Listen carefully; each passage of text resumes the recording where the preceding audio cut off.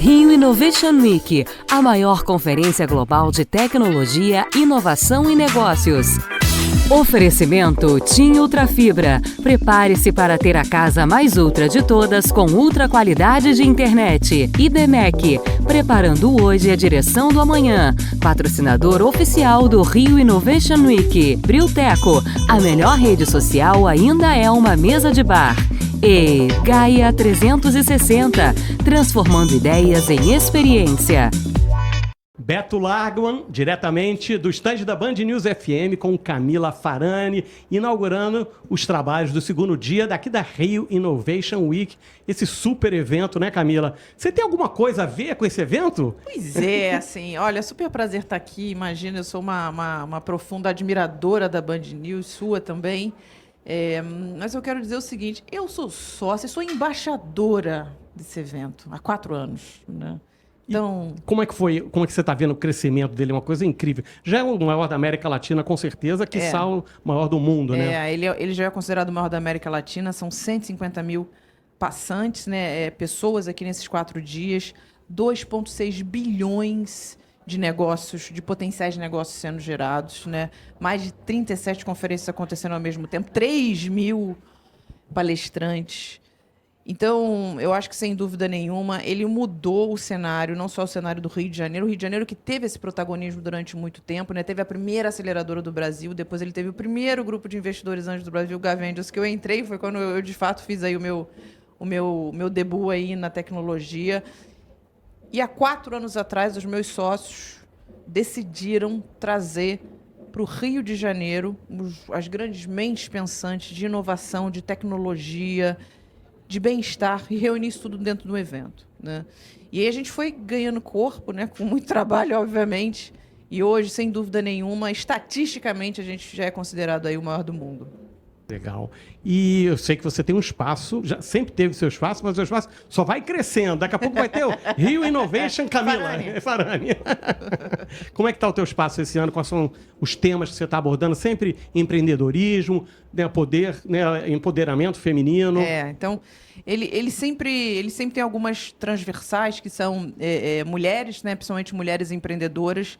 Eu fiz Shark Tank Brasil durante 6 anos, agora estou na CNBC, então eu sempre trago meus colegas do Shark Tank, que é bom um pouquinho para aquecer o coração, e porque o Shark Tank também é o maior programa de empreendedorismo do mundo, né?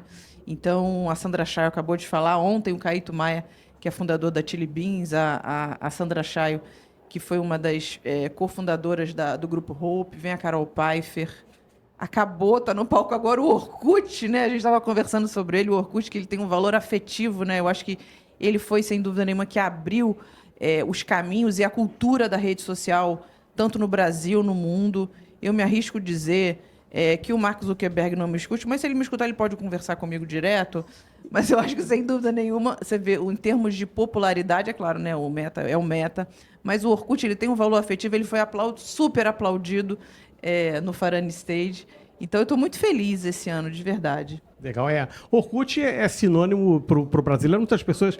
A inclusão digital veio junto com o Orkut, né? O Orkut foi ali do lado, né? É verdade, a inclusão digital. As pessoas usavam... A primeira grande utilidade foi o Orkut. As pessoas usavam muito ICQ, usavam Mirk, né? Então, eu acho que o Orkut ele pegou essa coisa da forma de comunicação das pessoas, né? Elas tinham ali, ainda BlackBerry ainda estava começando a ganhar corpo, lembra? Sim. Nextel, você teve Nextel? Eu tive Palm, né? Aquele com BlackBerry. Pager, lembra do Pager? Era um luxo ter um Pager, né? Ela estava na cintura. Aquilo era demais, muito legal. Então, eu acho que eles vieram aí na evolução como um todo, permitindo, e quando veio a massificação da internet, que ainda estava numa curva de introdução, o Orkut ele veio de fato para catapultar. Então, imagina, né? Quando eu conheci, eu falei, não acredito que eu estou diante do Orkut. Ele falou assim, eu não acredito que eu estou diante... Ele é muito simpático, né? Simpatia, ele tá com uma calça linda, toda estrelada, maravilhosa. Você é uma estrela. Ele falou assim, você que eu estou sabendo que você que é a estrela desse evento. Eu falei, não pode ser, não é possível. E deixa eu perguntar para você sobre esses 2 temas que cruzam esse ano a Rio Innovation Week, que é humanismo e inteligência artificial. Como você está vendo isso? Tanto do ponto de vista pessoal, a Camila, e quanto a mega empresária em relação às possibilidades da inteligência artificial. Eu vejo a inteligência artificial como a 4ª revolução industrial, né? A gente teve a primeira revolução industrial, onde você tinha ali muito trabalho braçal. Depois você teve a evolução das máquinas, né, que foi a segunda fase da revolução industrial. A terceira revolução industrial veio com os computadores, com as pessoas, de fato, conseguindo usar, mas conseguindo trazer a sua inteligência para uma máquina. E agora, sem dúvida nenhuma, eu falei isso recentemente, falo aqui de novo, quase que em primeira mão, que é a quarta revolução industrial. Eu arrisco dizer que, para mim, vai ser mais abrangente do que a internet. Por quê? Porque ela é uma nova forma, não só de você adquirir conhecimento, mas de você ganhar produtividade. Agora, sem dúvida nenhuma, as pessoas falam, mas a inteligência artificial vai acabar com os empregos. Eu falo, vai se você não souber usar. Então, ela não é uma coisa, ela não é um replacement, ela não é uma substituir a outra. Não, ela não é isso. Ela é uma evolução como tudo na vida. Então, ora, se a gente tinha um trabalho braçal e a gente passou a ter as indústrias, depois a gente passou a ter o Fordismo, o Toyotismo, e aí depois você passou a ter as máquinas, os computadores, e agora você vê os veículos autônomos. A inteligência artificial, ela nada mais é do que uma nova fase do comportamento de consumo, onde as pessoas, sem dúvida nenhuma, elas acabam ficando muito exauridas ali pelo digital. Ao mesmo tempo, você tem uma ferramenta onde você pode contar com aquilo ali em larga escala, porém, ela tem um outro lado. Porque com toda a inteligência artificial, né, e óbvio, você já tem estudos onde você consegue trazer muito mais sensibilidade, mas ela é ainda uma inteligência artificial. Ela não tem isso daqui, né? Ela não tem o calor humano, ela não tem o aquecimento do coração, que é tão importante. Mas também, sem dúvida nenhuma, por trás de uma inteligência artificial, quem está por trás usando são seres humanos. Então, eu acho que você tem que usar, mas você tem que usar com parcimônia. E aí, junto disso tudo, vem toda uma regulamentação de como... Então, por exemplo, na Farani Escola de Negócios, o time sabe que eles podem usar até 50%, 60%, por exemplo, para construção de texto, para construção de conteúdo. Porque nada vai substituir o toque, por exemplo, da Lidiane, que é minha coordenadora de LinkedIn. Nada vai substituir o toque dela para poder fazer isso. O toque pessoal, a pesquisa, a vontade de pesquisar, o contexto, a análise. Então, eu digo, inteligência artificial é maravilhosa, é a quarta revolução industrial, mas antes de mais nada, lembra que tem um ser humano por trás, escrevendo e lendo. É isso. As pessoas tentam frear a tecnologia, mas é impossível, né? Pensa nos aviões, né? Claro, o avião pode servir para coisas maravilhosas, mas também para guerra. Tanto é que Santos Dumont ficou desgostoso. O ser humano é isso, né? E vai ter que saber usar bem essa nova, poderosíssima. Muito também, eu estou muito assim, impressionado, eu tenho pesquisado muito sobre isso, e assim, a gente vai chegar muito rapidamente na superinteligência artificial ou numa inteligência artificial geral, que já é uma coisa muito, muito grande em termos de capacidade, até de simulação, de você nem saber se você está falando com uma pessoa ou não, verdade. ou vendo. Eu vi um vídeo essa semana, é impossível você saber, não tem como saber se aquilo é real ou falso. Então a gente está entrando num mundo com vários desafios. Né? Agora eu queria saber, para fechar, que o nosso tempo é curto, então seus próximos aí, projetos, está sempre cheio de coisa para mostrar para a gente. Quais são os seus próximos projetos aí? Eu tenho 2 grandes projetos, né? O meu primeiro grande projeto é a Farani Escola de Negócios, né? Então, ela nasceu justamente em cima dessa dor dos empreendedores ou dos entusiastas de empreendedorismo que querem abrir um negócio ou querem fazer crescer o seu negócio. E aí, o que eu fiz? Eu peguei 27 anos da minha carreira e reuni em programas, né, em nanodegrees, porque as pessoas hoje não aguentam mais fazer programas longos, né? E justamente são programas, são imersões, são mentorias, 2, 3 dias, no máximo 3 semanas. E o meu segundo grande projeto é o meu filho, né, que é o Luca, que tem 6 meses de vida. Ah, que bacana. E ele realmente foi aí um projeto muito bem pensado ao longo investimento de longo prazo. 43 anos de idade. Então, eu posso dizer que hoje ele é meu maior projeto. Que bacana. A gente recebeu aqui Camila Farani. Muito obrigado. Parabéns por tudo, pelo seu espaço aqui, pela sua carreira. Em breve quero você lá no Rio ETEC falando mais detalhadamente. Sem dúvida, é só me convidar. Tá certo. Parabéns pelo seu trabalho. Obrigado. E a gente volta já já. Beto Largon, aqui da Rio Innovation Week 2024. Esse é o Rio ETEC. E a gente vai falar agora com o Alexandre Kardeman, que é do Centro de Operações do Rio, que está com várias coisas bacanas para falar para a gente, ligadas a games, a startups. Como é que tá esses novos projetos? Seja bem-vindo. Boa tarde, Beto. Boa tarde, ouvinte. Bom, a gente está aí com um trabalho desde 2018 que a gente vem fazendo um trabalho de desafio de startup, que começou pensando naqueles hackathons que as pessoas pensavam em soluções. E a gente, dentro do centro de operações, a gente tinha muito dado, né? Ainda tem muito dado, e tem muitos mentores. A gente tem muitas pessoas que já estão até se aposentando e que elas precisam passar essa informação para que dê continuidade no histórico da cidade urbana. Né? São memórias vivas, né? Memórias vivas. Arquivos, e né? como fazer com que isso pudesse ser absorvido. Então, a gente começou a pensar em desafios em que a gente dava os problemas da cidade urbana e startups de universidades, de empresas, elas podiam vir dentro do centro de operações e fazer com que aquilo ali virasse uma solução para a cidade. Então, em 2018, a gente começa esse desafio, o primeiro desafio, e a gente começa a trabalhar com uma visão de inundações, como é que a gente resolve um alagamento sem poder enxergar as câmeras, porque a gente tinha poucas câmeras naquela época. Então, a gente sabia que surgiam os alagamentos, a gente às vezes muito recebia pelas rádios, pela televisão, mas a gente não tinha a noção de visão daquilo. E aí a gente botou esse desafio para as empresas, 2 startups foram certificadas nisso, e elas fizeram um sensor em que você bota um sensor no poste e ela mede através de sensores qual é a lâmina d'água que está naquele momento, naquele local, naquela rua ou naquela avenida. E a partir disso, a gente consegue fazer planos de ação. Então, quando eu sei que determinada lâmina ou determinado volume de água está naquela rua, eu consigo fazer com que esse pedestre não passe. Se ela aumentar, eu consigo fazer que moto não passe. E se aumentar mais, eu não deixo carro nem ônibus passar. Então, isso fez com que a gente pudesse ser ágil nessa ação. Então, esse primeiro desafio foi em cima disso. Isso em 2018, é isso? Isso em 2018 para 2019, né? Então, fizemos esse desafio. Depois, fizemos um desafio de mobilidade urbana, em que saiu também uma certificada que começava a monitorar a precarização dos modais no BRS. Então, os ônibus, quando tinha chuva, eles diminuíam a velocidade. E a gente começou a entender a precarização daquela linha, daquele corredor, daquele trajeto, e conseguia saber que ali tinha um bolsão d'água que a gente tinha que recuperar depois que acabasse a chuva.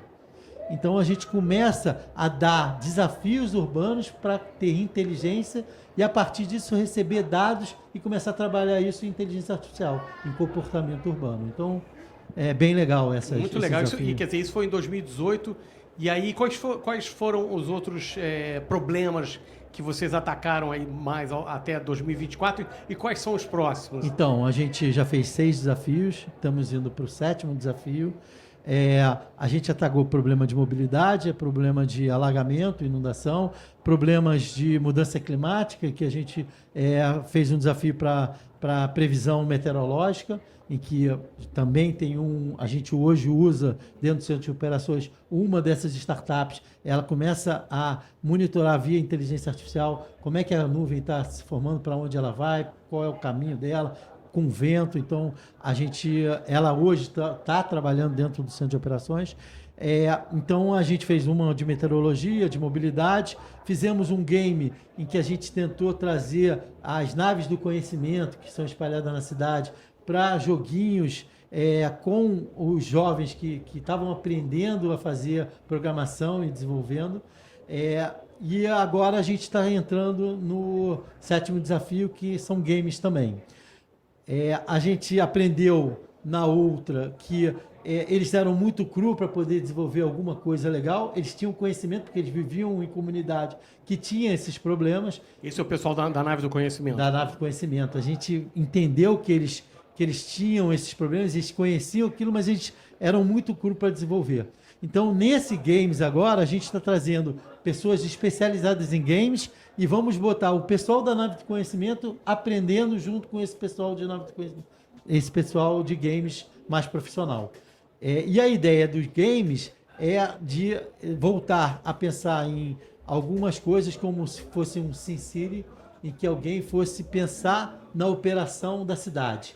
Então, um dos jogos que a gente quer ver se isso emplaca é a pessoa ser o chefe executivo de operações e ele ter todos os problemas da cidade e sempre estar querendo voltar para a normalidade. Para o famoso estágio 1, né? Estágio 1. Então, eu acho que isso é uma coisa bem bacana, isso é importante porque a gente estimula o entendimento das crianças, que é a nova geração de cultura de prevenção. A gente tem um problema hoje no Brasil de cultura de prevenção. As pessoas tocam uma sirene, a pessoa não acredita que aquela sirene é real. Isso no Chile, em Israel, isso acontece muito e as pessoas já sabem disso. E como a gente faz com que as pessoas entendam cultura de prevenção? Então a gente está montando um joguinho para pegar essa geração nova, esses adolescentes, essas crianças que vão poder, através do jogo, começar a entender aquilo através de algo que eles sabem jogar, que é os joguinhos. Então é tudo ganha-ganha, né? Porque vocês, como centro de operações, ganham eventualmente uma nova tecnologia e, nesse caso, ganham uma população mais consciente, né, da questão da prevenção, né? Vocês têm parcerias? Como é que funciona isso? Então, a gente vai ter...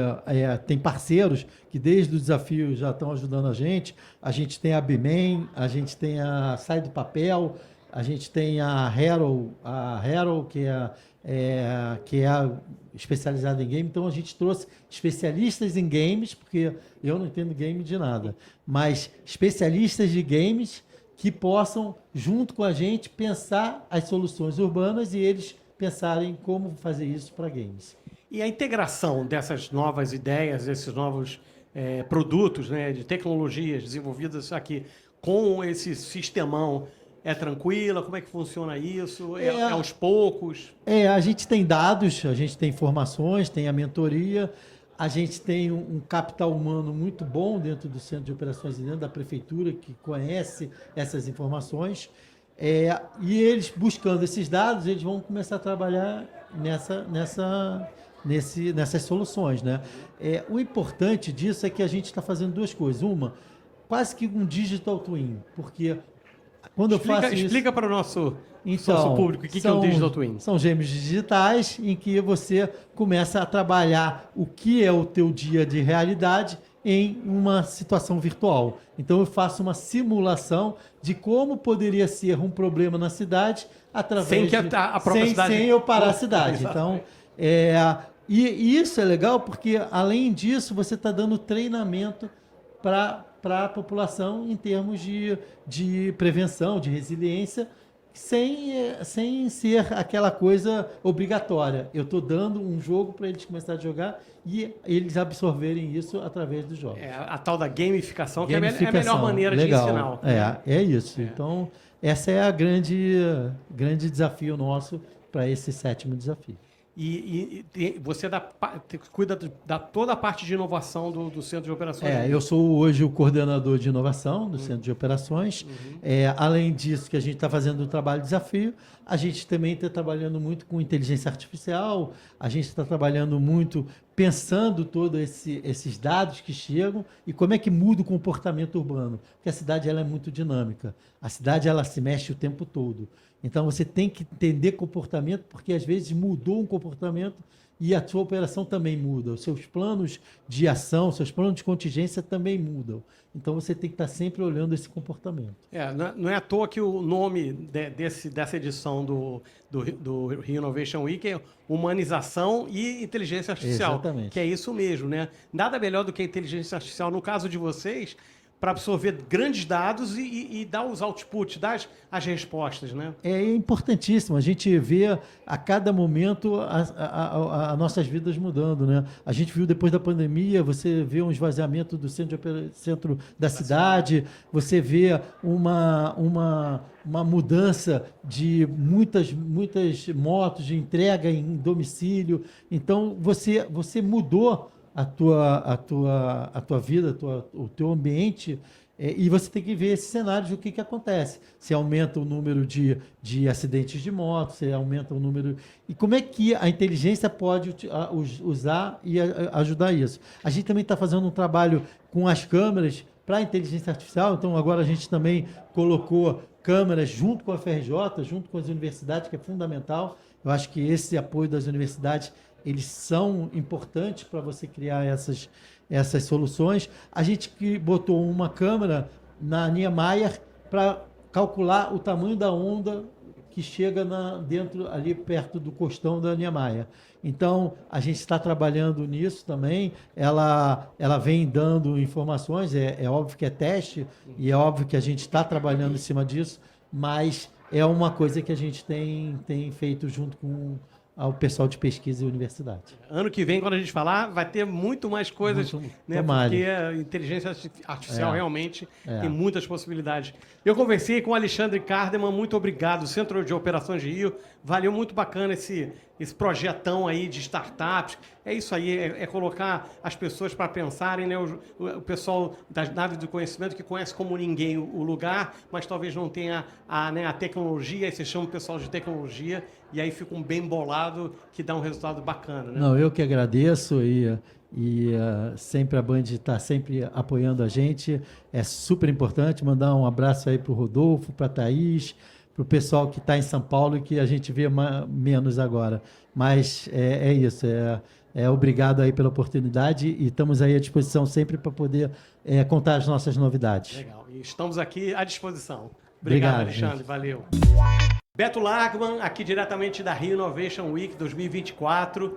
A gente vai falar agora de mobilidade. Esse é o Rio ETEC. Vamos falar da USH, né? Que são esses patinetes que voltaram ao Rio de Janeiro. Eu estou com o Francisco Forbes. Vai me contar um pouco essa história, porque fez muito sucesso, aí desapareceu, voltou e tem a ver com um projeto muito legal da prefeitura, que eu sei, chamado Sandbox Rio, né? Seja bem-vindo aqui, Francisco. Obrigado, perfeitamente. Bom, como ele introduziu, estamos de volta ao Brasil, estamos de volta ao Rio de Janeiro e viemos para ficar. A gente começou a operação no Brasil por Florianópolis, depois Porto Alegre, onde a gente continuou operando, obviamente, nas duas cidades, e agora tivemos a honra de, há um mês e meio atrás, lançar aqui no Rio de Janeiro, com operação do Leblon até aqui, o Museu da Manhã. Então eu saio de onde a gente está gravando a entrevista aqui e de patinete eu chego no aeroporto pela ciclovia, muito mais gostoso. Que luxo, hein? Que luxo. Mais rápido, mais barato, mais sustentável, mais divertido. E, de novo, viemos para ficar. A gente tem toda uma diferença de modelo de negócio. Quem está na rua vê, o patinete é diferente, a gente tem equipe, a gente tem tecnologia. E estamos fazendo um investimento apropriado para colocar o patinete ou reintroduzir o patinete como uma ferramenta de mobilidade e transporte nos grandes centros urbanos. Para fechar, como você comentou precisamente, a nossa parceria aqui no Rio iniciou pelo programa Sandbox, foi uma parceria super bem-vinda, porque o nosso projeto ele pressupõe uma inovação não só de tecnologia e mobilidade, mas também uma inovação regulatória, onde muitos aspectos legais, de ordem, de ordenamento, vagas de estacionamento, locais de operação, horários, velocidades, tudo isso está sendo rediscutido e seria muito mais difícil se a gente não tivesse um organismo de inovação como o Sandbox para fazer isso dentro da prefeitura, que tem, obviamente, outras prioridades e pautas mais importantes acontecendo ao mesmo tempo. Quantas dessas patinetes estão no Rio de Janeiro? Elas vão crescer? Elas já atingiram o número ideal? Como é que funciona isso? Vamos, daqui só para frente. Vamos crescer sim. Como a gente falou no começo, hoje a gente opera do Museu da Manhã até o Leblon. A gente tem uma expansão prevista um pouco mais entrando para a Zona Norte. Também estamos avaliando Barra da Tijuca, também estamos avaliando cidades vizinhas como Niterói. A ideia, novamente, não é só reintroduzir, dizer que estamos aqui para ficar, mas nós estamos crescendo e vamos chegar, enfim, aos principais grandes centros aí nos próximos anos. Da outra tentativa anterior, que não foi de vocês, né? Quais as lições que vocês aprenderam? O que vocês viram que vocês falaram, não, a gente não vai fazer assim, vamos fazer diferente? E eu queria saber, de lá para cá, acho que deve ter uns 3 anos, 4 anos, o que mudou na tecnologia? O que avançou? A tecnologia avançou muito, a gente teve o benefício de aprender com os erros do passado. Seria até injusto eu dizer que a gente é melhor ou pior, porque a gente aprendeu com tudo que aconteceu. E não tem nada mais rico do que aprender com o erro dos outros, né? Tem aquela expressão de engenheiro de obra pronta, né? E a gente teve esse benefício de aprender muito com os erros do passado. Eu dividiria em duas a resposta. A primeira é tecnologia e sistema. Patinetes 100% novos, feitos para uma operação urbana de micromobilidade. Antes, era um teste feito com um patinete de uso pessoal adaptado para compartilhamento. Segundo é tecnologia e operação. Modelo anterior, o patinete não era monitorado, muito patinete sumia, o patinete precisava ser retirado inteiro da rua para ser carregado. Então, você imagina, aqui no Rio de Janeiro, já respondendo a sua primeira pergunta, tenho 1.500 equipamentos. Você imagina eu colocar de manhã 1.500 equipamentos, na hora do almoço eu tirar 1.500, carregar e botar de novo à tarde. Seria uma logística insustentável. Não é à toa que as empresas quebraram, porque ninguém para em pé num modelo desse. Nosso patinete fica na rua 24 horas por dia e a gente tem uma equipe só de troca de bateria, que troca a bateria no local. E ao trocar a bateria, organiza a cidade, tira a dúvida do usuário, rebalanceia um patinete que estiver precisando de manutenção. Então, é uma junção de tecnologia com operação. Aqui no Rio de Janeiro, a gente tem mais de 60 pessoas desde o início da operação. E já no Brasil, a gente gerou mais de 200 oportunidades de emprego dentro de 1 ano e meio de empresa. E muito está por vir. Pois é, quais são as próximas cidades a vocês chegarem? Vamos lançar São Paulo ainda esse ano. Devemos crescer para outras capitais que eu, infelizmente, não posso te contar. Mas já começando com São Paulo e Rio de Janeiro, no primeiro ano de operação, já dá para a gente a tranquilidade que a gente está no caminho certo. E também um banho de realidade para a gente realmente entender se esse caminho certo ele é sustentável do ponto de vista de negócio. E não só é sustentável, como ele tem se verificado, mais do que isso, lucrativo. E vocês estão em quantas cidades do mundo? A gente está em mais de 70 cidades no mundo, na Europa. Aqui na América Latina, a gente está no Brasil, em 3 cidades por enquanto, em expansão. E também no Chile e no Peru. Legal. Eu conversei com o Francisco Forbes. É meio correndo nosso papo, que ele tem que ir correndo, pegar o avião, mas ele vai bem, que ele vai na última. De patinete, exatamente. Muito obrigado pela sua participação aqui no Rio ETEC, que a Rio Innovation Week tenha sido muito legal para vocês. Foi excelente, estou impressionado com o evento, obrigado pelo convite, obrigado pela conversa e fica aqui o convite a todos a conhecerem aqui no Rio de Janeiro, Porto Alegre e Floripa, ou em breve na sua cidade. Isso aí. Um abraço. Valeu. Beto Largman, diretamente aqui da Rio Innovation Week 2024. Esse é o Rio ETEC da Band News FM. E eu vou falar agora com o Marcelo Spielmann, que é o cara que conhece de mar, tudo de mar. É o cara que é responsável pelo Aqua Rio aqui do Rio de Janeiro e tem várias outras iniciativas bacanas em onde a tecnologia é muito importante. Tudo bem, Marcelo? Tudo bem, Beto. Tudo Obrigado aí certo. pelo convite. É um prazer estar aqui com você, tá? Muito legal, muito legal. A gente já se conhece há muito tempo. Muitos anos. Eu já. vi quase a pedra fundamental lá do Aqua Rio e ver hoje o que virou é sensacional, muito Incrível. legal. E tem muita tecnologia lá, né? Com certeza, Né? com Agora certeza. me fala sobre esses novos projetos seus que têm a ver também com sustentabilidade muito forte, né? Há 3 anos atrás eu criei a Sushinere Pisces, que é uma startup para produzir peixe marinho por cultivo celular. A gente produz a carne do peixe sem o peixe. Então, é uma tecnologia nova, o cultivo celular de pescado, ou de frango, ou de boi, é uma tecnologia nova que está sendo desenvolvida já há alguns anos, não só no Brasil, no mundo todo. E então, a ideia, quando a gente fala de peixe, peixe é diferente de galinha e de boi. Boi e galinha não estão em extinção, não estão acabando. Peixe está acabando. Então, mais de 80% das espécies que a gente come e gosta estão em declínio acentuado ou nas listas de espécies ameaçadas de extinção. Então, existe um problema real com a pesca selvagem, que a gente chama. Outro problema com a pesca selvagem é a intoxicação. A gente tem muito metal pesado, muita substância orgânica persistente, na maioria, praticamente totalidade dos organismos marinhos. Tá?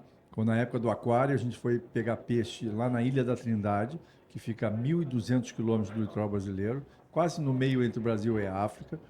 Pegamos peixe, fazer estudo de toxicologia, e ali os peixes estão intoxicados com metal pesado. A 1.200 quilômetros. Então, assim, não existe mais nenhum organismo marinho que não esteja intoxicado com metal pesado, inclusive com microplástico, né? Então, você tem aí problema de pesca selvagem, problema de intoxicação e também problema de fraude, né? Hoje, se você for ao mercado, você vai ser enganado. Isso é um problema sério. Todo mundo fala, você está comendo esse salmão, não é salmão, é disso, aquilo, é da China. Você vai no japonês, acha que está comendo atum, você está comendo olhete, esqueci agora.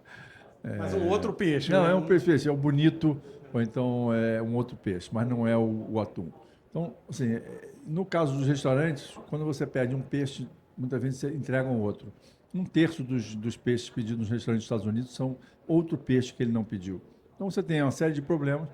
E aí a gente criou exatamente para mudar esse conceito de pesca selvagem. Então, é um peixe que não tem abate, não tem sofrimento, não tem o confinamento como tem nas criações intensivas. Então, é isento de espinha, a gente não produz espinha. Muita gente não come o peixe porque tem espinha, né? E muita gente morre entalado por espinha. Então, não tem espinha, não tem parasita. Então, assim, é uma tecnologia nova que no futuro, eu não tenho dúvida nenhuma, vai alimentar boa parte da população, já que a gente não consegue, como a ONU diz, a gente vai precisar dobrar o número de proteína animal produzida até 2050. Então, você não consegue mais dobrar o número de cabeça de gado, nem de galinha, e muito menos a pesca. A única tecnologia hoje para você conseguir fazer isso é o cultivo celular de peixe, ou de galinha, ou de boi. Perguntas aqui do curioso. Esse cultivo é intensivo em espaço físico? E outra, qual é o nível de escalabilidade dele para atender essa super demanda? Extremamente escalável. Então, vou te dar um exemplo. A piscicultura. A piscicultura de peixe de água doce é uma coisa já conhecida há muito tempo, funciona bem. Talvez se você controlar o input, você tenha um peixe saudável, ao contrário da cultivo de peixe marinho. Isso não é muito, mas quando tem, ele é alimentado com peixe selvagem, então você tem ali também a introdução de metais pesados, etc. Mas vou te dar um exemplo. O peixe marinho, uma garopa, por exemplo, que é cultivada por cultivo intensivo no mar, leva de 8 meses a 1 ano para produzir mais ou menos 1 quilo de peixe. Então, o peixe, quando atinge 1 quilo de tamanho, é abatido. Isso leva mais ou menos 8 meses a 1 ano. A gente produz esse mesmo quilo em 2 semanas. Então, outro fator de sustentabilidade é que a ONU, quando a ONU diz que vai ter que dobrar, a piscicultura, a transformação é de 4 para 1. Eu uso 4 quilos de proteína de sardinha para transformar em 1 quilo de proteína de garopa. Não faz sentido. Em vez de dobrar, eu estou transformando em 1/4. Então, em termos de sustentabilidade do planeta, não faz mais sentido. E aí você tem uma série de outras vantagens com relação à questão de cultivar, que é produzir localmente. Eu não preciso transportar, eu não preciso congelar. Na hora que eu tenho a tecnologia desenvolvida, eu posso produzir localmente em qualquer cidade brasileira, mesmo no interior, tá? Carne de peixe marinho, genuíno, fresco, tá? Por demanda. Tá? Então, assim, não precisa gastar combustível em transporte, não precisa gastar energia para congelar. Então, assim, é extremamente sustentável.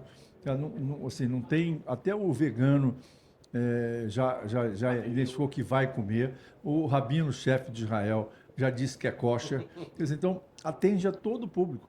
É extremamente sustentável. Você pode... a tecnologia permite que você possa botar o sabor que você quiser naquela carne. Então, eu posso botar um sabor de limão, um sabor defumado, eu posso misturar, eu posso acrescentar gordura, ômega 3, várias vitaminas, uma série de itens. Então, pode ser que seja melhor do que a carne tradicional. A pessoa nem vai perceber, né? Vai achar, né? Agora, você está sozinho nessa empreitada? É um grupo de investidores? Vocês querem expandir, franquear? Como é que funciona esse modelo de negócio? Você me falou de escalabilidade. Eu posso, num espaço pequeno, tá, produzir quilos e quilos de peixe. Então, lógico que a gente vai ter que aumentar uma produção industrial, posso produzir toneladas e toneladas num ambiente terrestre, no meio da cidade, quer dizer, não tem nenhum problema. E eu posso multiplicar por 10, 20, 30, quanto eu quiser, basta que haja investimento, claro. A gente montou um grupo, eu e mais 5 investidores anjos, para montar a operação. Cariocas ou é brasileiro? Cariocas, todos cariocas. Montei um laboratório super bem equipado no campus tecnológico do Inmetro, que fica ali em Xerém. Tá? E aí foram 2 anos e meio de pesquisa, aportando recursos, 100% privado, tá? E conseguimos chegar aonde a gente queria chegar. Nós já fizemos a primeira degustação de bolinho de peixe no Xi'an. Tá? Aliás, a Sushi Pieces é a primeira, não só a primeira no Brasil a trabalhar com pescado marinho, como é a primeira no Brasil a produzir carne de qualquer animal. Ninguém produziu carne hoje no Brasil, só a Sushi Pieces produziu. Então a gente já chegou onde a gente queria chegar.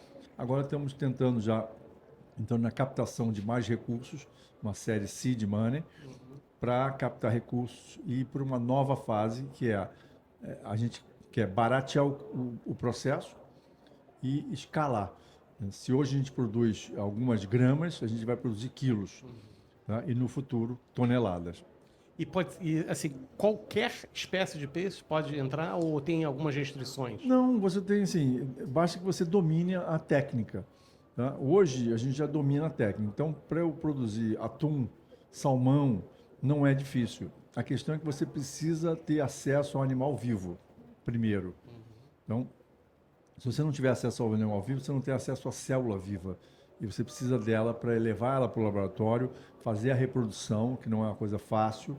Tá? Depois você leva 1 ano para atingir a linhagem celular, que você melhora ela em vários aspectos, até que você atinge a linhagem celular. Essa linhagem celular, ela depois é congelada, descongelada, testada. Essa é a propriedade intelectual da parada, Isso, né? exatamente. É o ativo, o grande ativo que você tem é ter isso aí. Você tem várias startups que não conseguiram chegar nesse estágio. Isso que eu ia perguntar, se no mundo, como é que está isso? Me parece uma Hoje coisa hoje você tem em torno de 170 startups no mundo trabalhando com cultivo celular.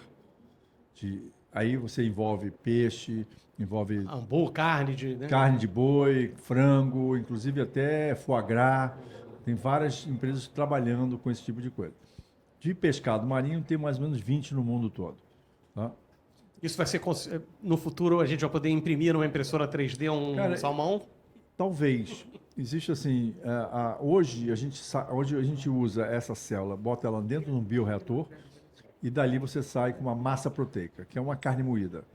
Nessa carne moída, você hoje já tem vários produtos, você pode fazer, comer. Mas no futuro, a ideia é ter uma peça estruturada que é o filé, o sashimi. No caso do boi, eu não tenho dúvida que daqui a alguns anos você vai comer uma picanha produzida numa instalação tecnológica. Como ela vai ser feita, ainda ninguém sabe exatamente. Pode ser um misto de vários processos que inclui a impressora 3D. Mas eu acho que ainda lá na frente, tá, dando uma de Jackson aqui, você vai ter uma máquina na sua casa e eu vou fornecer para você um kit e você vai produzir sua própria proteína em casa. Tá? Carne, frango, hoje vai ser... Pum, você quiser. E você pode misturar. Você pode ter hoje que tem a carne, frango e junto, todo mundo junto. Tudo é possível. Se você há 40 anos, 50 anos atrás, quando a gente ainda produzia café com coador de pano, né, dissesse para nossa avó que no futuro a gente ia produzir o café com uma cápsulazinha numa maquininha desse tamanho, ela dizia, você está maluco. Tá maluco, é. Então, tudo é possível. Eu acho que existe essa possibilidade. Existe uma máquina hoje que faz, Israel tem, uma máquina que faz uma opção de comida, você bota lá, ela prepara sozinha. Então, eu não tenho dúvida que... Agora, o ativo é esse. Você precisa primeiro chegar nessa massa proteica. Tem várias startups, tem uma startup portuguesa que quis comprar as nossas células porque eles não conseguiram chegar nesse estágio. A própria JBS ainda não chegou no estágio de linhagem celular do boi. Tá? Isso acontece num dia que vocês disseram que aquele momento é eureka ou é aos pouquinhos, assim, que vocês... Bom, conseguimos a nossa linhagem. Como é que funciona? Não, é assim, é um pesquisa e desenvolvimento. Primeiro eu tive a ideia, que em 2019 eu saí da função executiva do Aquário. Continuo presidente do Aquário, mas eu saí da função executiva exatamente para tocar outros projetos. E naquela época, 2018, 2019, eu estava vendo que já existia algumas startups nos Estados Unidos, especialmente na Califórnia, trabalhando com peixe.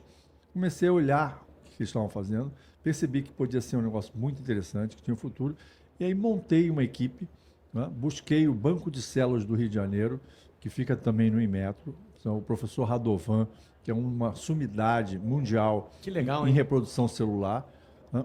E aí propus de contratar a assessoria deles para fazer com peixe. Ele nunca tinha feito com peixe, eles faziam com célula humana. Há 40 anos atrás ele criou o Banco de Células, tá? Então tem uma experiência em reprodução celular extraordinária. Montei um laboratório, montamos uma equipe, a assessoria dele, e contratamos 2 pesquisadores, uma doutora e um mestre, que que são especialistas em reprodução celular. E aí começamos, e assim, surpreendentemente, os resultados foram ótimos, até ele ficou surpreso com os resultados. Rapidamente a gente conseguiu atingir a reprodução celular, atingimos a linhagem celular, compramos um bioreator top e conseguimos fazer a massa proteica. E inédito no mundo, nós conseguimos a imortalização natural de célula de robalo, que é uma coisa extraordinária. Ou seja, eu nunca mais vou precisar de pegar nenhum robalo na natureza para produzir toneladas e toneladas de robalo, de carne de robalo. Então, assim, é sensacional. Sensacional, essa é a palavra, cara. Nosso tempo é curto, infelizmente, mas muito legal saber dessa tua nova empreitada. Eu não estava sabendo, eu acompanho a tua carreira aí e ver que o Aquario, né, o aquário está funcionando de vento em popa, né, tudo certo. E legal ver que, né, esse evento também fala de sustentabilidade, fala de um futuro onde a gente preserva a natureza. Você falou várias vezes, você falou, nunca mais vai ser preciso pegar um robalo, pegar um peixe, né, por conta dessa demanda absurda que a gente tem aí por proteína, que está prevista, mas são iniciativas como essa que vão fazer com que a gente consiga chegar lá. Muito legal te ver novamente, Marcelo. Foi um prazer. Parabéns, valeu. Obrigado. Beto Largman, diretamente da Rio Innovation Week 2024, segundo dia, muita coisa acontecendo. E eu estou aqui com o André Guedes, que é da Associação Brasileira de Internet das Coisas, tem várias novidades. Ele vai explicar o que é a Internet das Coisas. Muitas pessoas ainda têm essa dúvida, é normal, né? Muito bem-vindo aqui ao nosso stand da Band News FM. Esse é o Rio Tech, que é o programa aqui, carro-chefe aí da Band News na Rio Innovation Week. Tudo certinho? Obrigado, Beto. É um prazer estar aqui com vocês. A Band é uma grande parceira aí de longa data da área de tecnologia, principalmente, várias colunas. Você aí é uma referência trazendo essas questões tecnológicas que parecem complexas, mas são fáceis. Então explica. Se é fácil, explica para o pessoal que está em casa São fáceis, o que é a internet das coisas. Vamos lá, hoje qualquer um tem um celular, Beto. Então, quando a pessoa tem um celular, ela está carregando um aparelho IoT, de internet das coisas, porque ela está conectada numa rede, essa rede transmite dados, ela recebe dados, ela faz toda a parte de conexão que antigamente a gente precisava, num despertador, de um navegador, a gente precisava de máquina fotográfica, filmadora, uma série de itens que hoje você tem na palma da sua mão, seja num tablet, seja num celular. E os smartphones, seja de qual marca for, eles estão aí ultra conectando esse mercado. Então a gente hoje está falando de bilhões de dispositivos conectados. Basta um SIM card para você. Já tem muito mais dispositivos do que pessoas no mundo. Sim, sim. Só que no Brasil a previsão é que para cada um brasileiro nós temos pelo menos 2 aparelhos conectados. Ou seja, o número de aparelhos já duplicou o número de pessoas.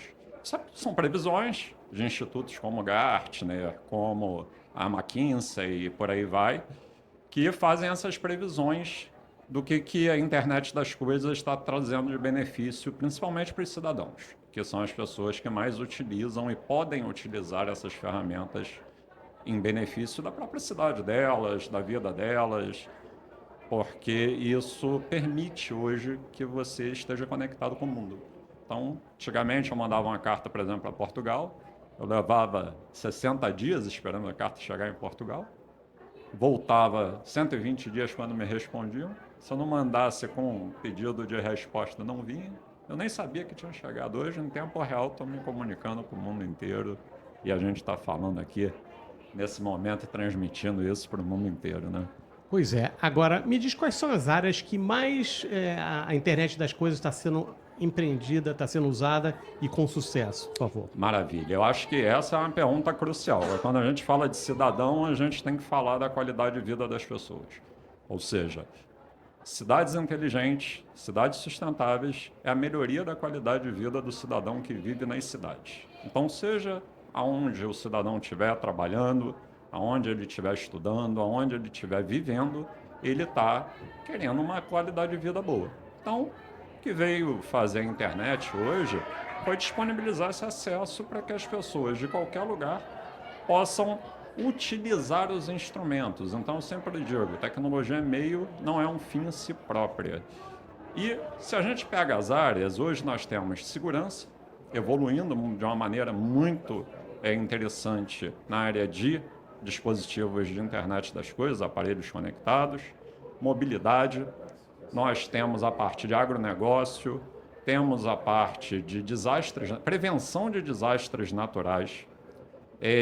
Todo mundo aqui que anda de carro, por exemplo, usa um aplicativo, todo mundo conhece aí, diversos, né, aplicativos para poder checar o trânsito. São aparelhos de internet das coisas trocando informações em tempo real para que as pessoas tenham essa informação de qualidade e que elas possam pegar, por exemplo, a melhor rota, evitar uma área de alagamento, evitar um tiroteio. Infelizmente, a gente está aqui no Rio de Janeiro, e eu não digo isso depreciando o Rio, não, porque eu amo minha cidade, eu amo Niterói, eu amo meu estado. Eu estou aqui já há pelo menos 6 anos representando grandes instituições, né, em conselhos, e o Rio de Janeiro passa por fases sempre. E essas fases, muitas vezes, levam à descontinuidade de bons projetos. Então, hoje o cidadão ele tem um poder na mão dele. Ou seja, se você dá ao cidadão o poder da informação, dele qualificar a informação dele em tempo real, por exemplo, ele consegue enviar essa informação e receber essa informação de qualidade, ele vira um ator que ele deixa de ser coadjuvante, ele deixa de ser receptor, ele passa a ser um agente de transformação do território da localidade. Então, se eu pudesse, assim, de maneira muito rápida, falar de algumas áreas, eu diria que essas são as áreas que estão mais crescendo com a internet das coisas. Legal. Agora, uma coisa fundamental é internet das coisas, conexão.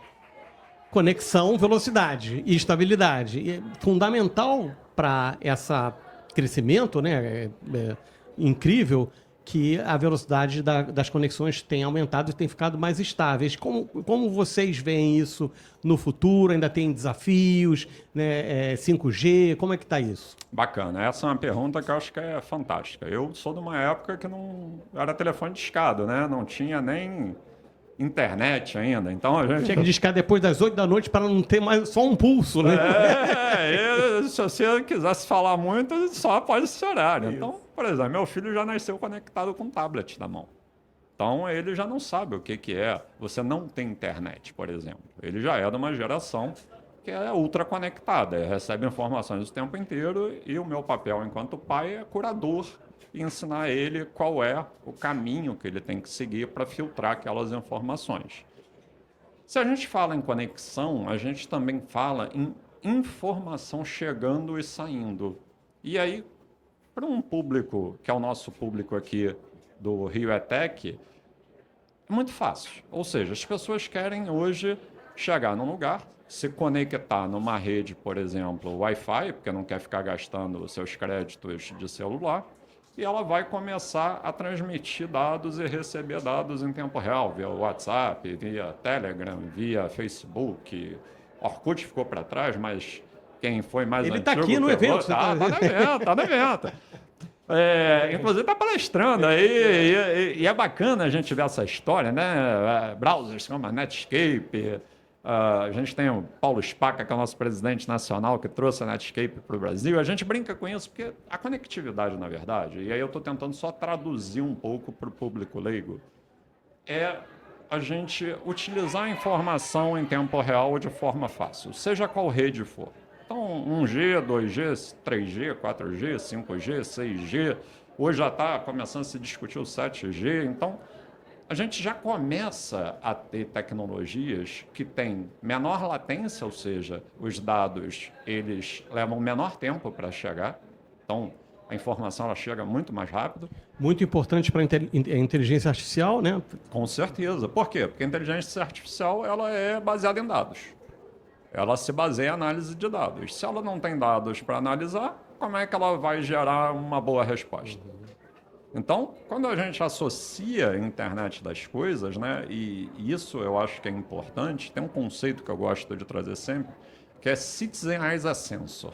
Ou seja, o cidadão é o sensor da cidade. Ele tem que estar em qualquer lugar da cidade e poder se conectar de uma maneira estável, com uma boa rede, com uma boa velocidade. Porque se ele não consegue fazer isso de uma forma muito rápida, ele fica insatisfeito. Por quê?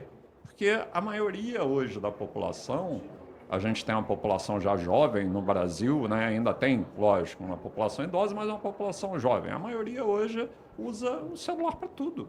Então é agenda, é aviso, é e-mail, é mensagem. Então, eu quero o quê? Ter uma boa conexão, que ela não fique caindo e que funcione. Se funcionar a um custo que me é acessível, tá bom, né? Isso aí. André, nosso tempo é curto. Eu quero que você volte na minha coluna, no estúdio aqui da Band News FM, aqui em Botafogo, para a gente falar mais sobre a internet das coisas, que é um tema importantíssimo, eu sei, né? Eu acompanho isso desde lá do começo, né? Então, e sei que tem muita coisa para falar. Muito obrigado pela sua participação e nos vemos no estúdio. Não, gratidão. E até o próximo programa. Muito obrigado pelo convite, Beto. É um prazer sempre falar com a Band. Legal. Até lá, até já. Beto Largman, do Rio ETEC, Band News FM, voltando aqui da Rio Innovation Week 2024. E eu vou falar com o cara. O cara é responsável aqui por tudo isso que está acontecendo, um dos vários, mas o Carlos Júnior é um dos idealizadores do evento e também da Sai do Papel, que é uma empresa que, enfim, tem um papel importantíssimo na geração de fomento a empreendedorismo, startups. Como é que você vai? Tudo bem? Tá cansado? Tudo bem. Pô, por incrível que pareça, não. Eu acho que, assim, como a gente já está na 4ª edição, tem muito aprendizado, então tem menos desafios a cada edição. Então, chega no 2º dia, você já está mais em módulo normal, de voo, né? Modo cruzeiro, velocidade cruzeiro, porque as coisas já estão andando, né? Porque, você pensa, são 5.000 pessoas trabalhando para esse evento acontecer, então todo mundo tem uma função e as coisas já estão em ordem. E esse tema que eu achei muito importante, humanismo e inteligência artificial, foi os curadores que chegaram a eles, vocês, mais dos fundadores, como vocês chegaram? Isso, eu acho que partiu mais dos fundadores, dos sócios, né?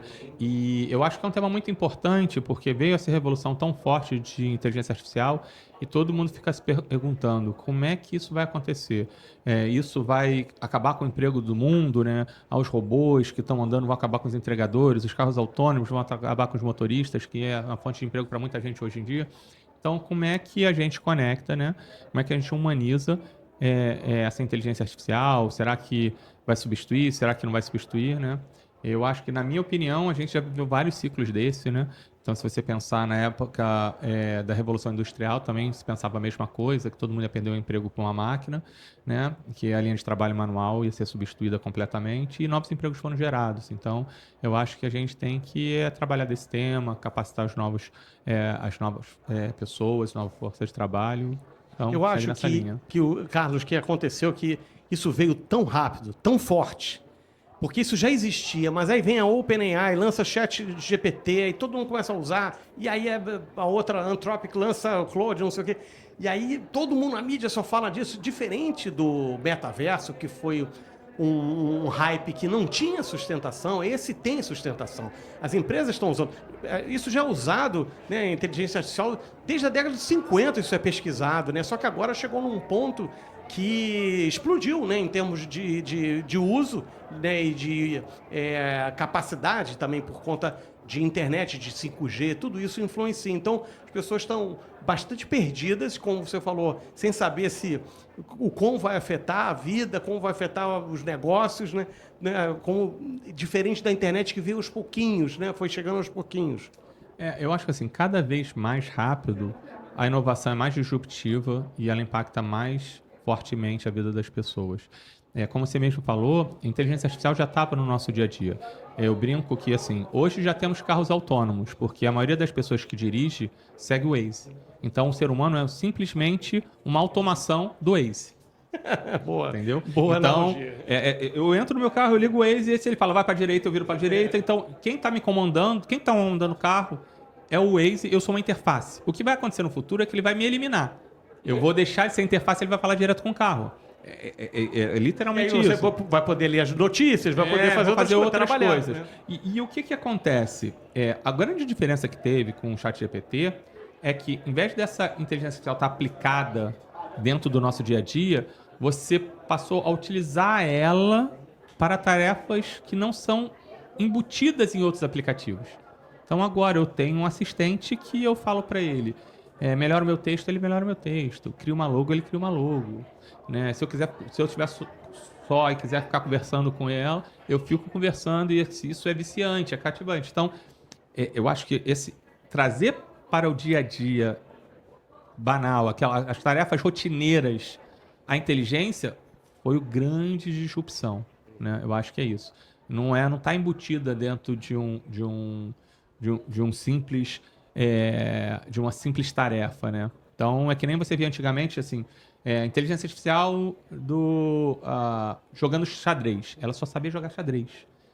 Fantástico, ganhou um dos melhores jogadores do mundo. Mas se você fizesse para ela para citar uma receita para você, ela não saberia. Então, hoje, eu acho que essa que é a disrupção. E vamos falar, então, desse super mega evento. Quais foram os desafios para esse ano e quais foram os melhores aprendizados que vocês já implementaram em relação ao ano passado? O primeiro desafio é data, né? Assim, num ano onde você tem eleição, Olimpíada... Vocês anteciparam dessa vez? A gente antecipou, era em outubro e a gente antecipou para agosto e eu acho que vai continuar sendo agora a data predileta nossa por causa do clima, por causa da própria época que a gente consegue ter realmente uma maior tranquilidade para o evento acontecer, né?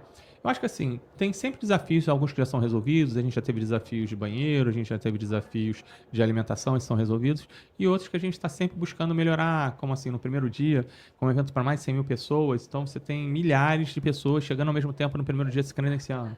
Então, eu tenho certeza que a gente já melhorou a segunda edição anterior, mas ainda tem muito o que melhorar. Então, é esse o desafio. Por mais que seja um evento que tenha como objetivo democratizar a inovação e o empreendedorismo para que todo mundo consiga saber, e eu acho que a gente faz um pouco disso, né? Se você senta no restaurante, quem está trabalhando no restaurante sabe que está tendo Innovation Week, que está debatendo algum tema de inovação, que está impactando nele. É diferente de um evento específico que só sabe quem é daquele meio, né? Então, por mais que a gente tenha cumprido bastante desse tema, não é incomum eu conversar com alguém, com uma empresa que falou, cara, Innovation Week eu sei, mas eu nunca fui. Então, a gente ainda tem um papel de continuar com esse objetivo de levar para as pessoas a democratização da inovação e do empreendedorismo.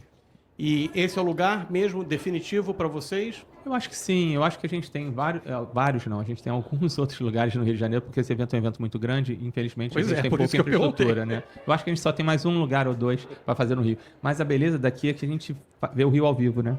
Isso. Então, você está fazendo um evento, você está olhando para essa paisagem fantástica. E você tem uma série de atributos, além desse, que são importantes. Como um deles é a mobilidade. Então, eu moro na Barra, eu brinco que o palestrante ou participante que vier de São Paulo, às vezes chega mais cedo que eu, né? Eu demoro 1 hora para chegar aqui, o cara 45 minutos de voo. Então, ele pode vir participar, pegar uma VLT, vem de Santos Dumont, participa aqui o dia inteiro, depois pega de novo o voo dele chega em casa antes, sai mais tarde e chega antes de mim. Então, assim, aqui você vem incomodar o que você quiser. Quero vir de patinete, quero vir andando, bicicleta, metrô, carro, tem estacionamento, avião.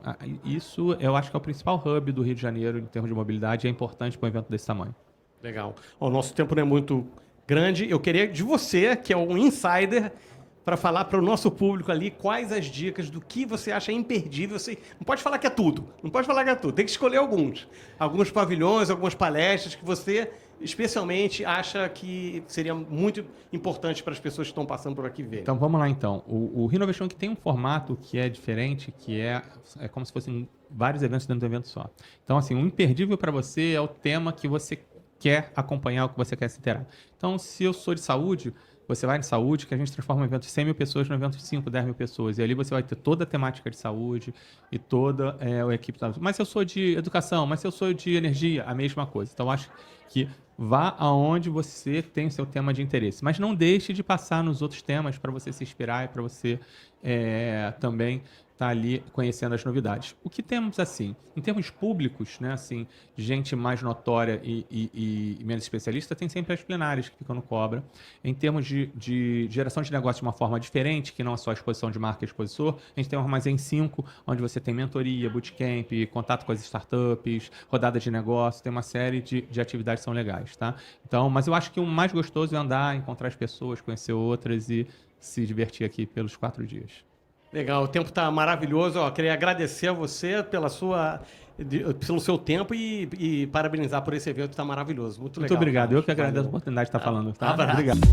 Beto Largman, aqui da Rio Innovation Week 2024. Esse é o Rio ETEC e a gente vai falar sobre mobilidade, sobre inovação, sobre tecnologia. Eu estou aqui com o Wagner Pontes da Jaé. Jaé, né?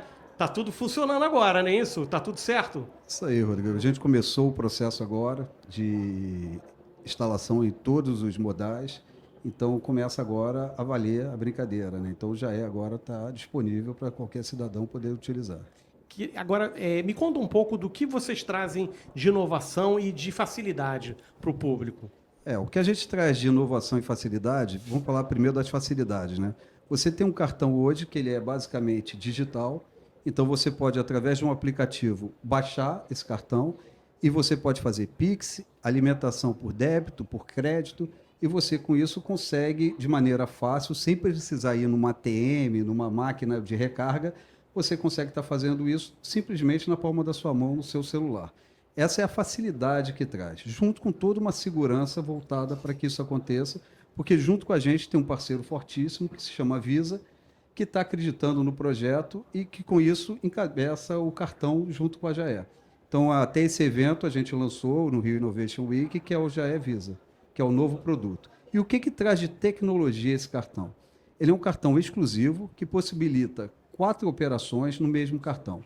Dando exemplo, a gente consegue hoje, nesse cartão, ter transporte, ter benefícios, consegue ter débito, consegue ter crédito. Então, você com um único plástico na mão, com um único cartão, você pode ter isso no lugar de ter diversos cartões na tua carteira. Então, a ideia é trazer facilidade e trazer praticidade para o usuário. Pois é, o Rio tem esses vários modais e assim, vocês estão trazendo essas funcionalidades que agregam, né, valor a esse cartão. Existe alguma coisa parecida no mundo? Qual foi a inspiração para vocês? Então, na verdade, a inspiração foi quando a gente ganhou o processo licitatório, a gente já enxergava a possibilidade de não ser só uma empresa de bilhetagem, não ser só um cartão único de transporte. Ali já tinha nascido uma ideia que a empresa poderia ter uma múltipla carteira dentro desse cartão. E a gente foi tentar viabilizar isso e conversar com os players que tinham no mercado que eram voltados para isso.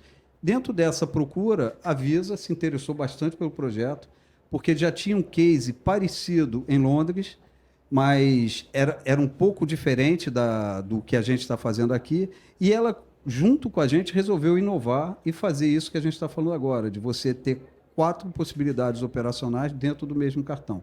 Isso é novidade no mundo, isso é o primeiro case mundial desse fato. E graças a Deus no Rio de Janeiro, né? Pois é, e inaugurado na Rio Innovation Week, nada mais adequado. Agora, imagino, Wagner, que foi um processo difícil aí para juntar todos esses pedaços aí para fazer uma coisa tão robusta, né? Na verdade, a gente está 2 anos trabalhando em cima disso. Então, para chegar agora no Rio Innovation e poder lançar, a gente baixou todo o ambiente um dia antes da feira. Então, quer dizer, é realmente inovador, é um processo inovador e disruptivo, né? Uma nova maneira de se trabalhar e espero que os usuários se acostumem, porque a praticidade é a chave de tudo. E como a gente está falando de pessoas que elas têm mais dificuldade de acesso a todas os meios bancários, né? Os meios bancários, a gente está trazendo para ela essa possibilidade de, através de uma conta digital, poder fazer o seu movimento financeiro. E as maiores dificuldades foram de ordem técnica, de ordem regulatória? O que foi mais difícil nessa história toda? Porque é bastante grande, né, o projeto. Na verdade, o mais difícil foi, primeiro, viabilizar isso. Como fazer, né? A gente tinha a ideia, a Visa ela pensava como fazer isso, e, graças a Deus, a gente conseguiu reunir profissionais bem capazes, e trouxe um projeto aí que a Visa estimava em 4 anos, trouxemos ele para 1 ano e meio, está viabilizando. É difícil? É difícil, foram noites aí viradas, fazendo as coisas acontecerem, mas a gente tem uma equipe muito comprometida e agradecer muito a parceria com a Visa, porque eles foram incansáveis em fazer isso acontecer. E a gente tinha pessoas cariocas também lá na Visa, em São Paulo, que falam, caramba, vamos fazer... Vamos dar uma força para vocês. Vamos fazer uma aí. força para vocês. Vai acontecer. Isso aí. Mas você tem um perfil mais... Eu vejo muita tecnologia aí nessa história. Eu te vejo como um cara com perfil de TI. Você é de TI.